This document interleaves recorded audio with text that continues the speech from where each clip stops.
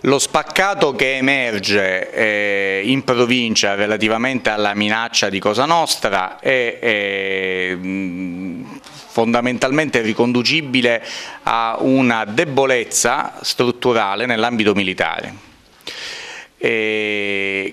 Tuttavia la sopravvivenza e la forza delle consorterie locali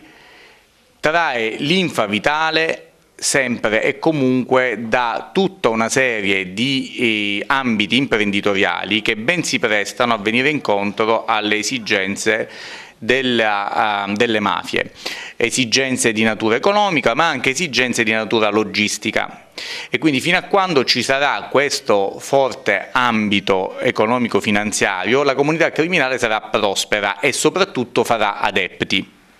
All'estero le consorterie criminali hanno un vantaggio normativo dovuto al fatto che non vi è una normativa di contrasto alle mafie così pregnante, così importante come lo è in Italia, ma perché l'Italia ha vissuto momenti particolarmente drammatici nella lotta alla mafia, molti servitori dello Stato hanno dato la vita e conseguentemente ha reagito in maniera significativa, colpendo sistematicamente non solo l'ambito militare con i suoi capi, ma anche l'ambito economico-finanziario attraverso i sequestri patrimoniali e infatti nel periodo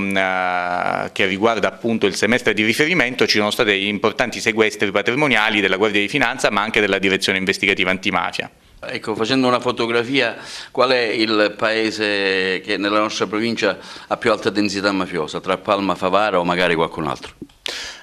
No, questa è... Dunque, questo tipo di valutazione è una valutazione che si può fare sulla base degli indizi, ok? Quindi il dato incontrovertibile è quello secondo il quale, essendo una mafia comunque legata alla tradizione,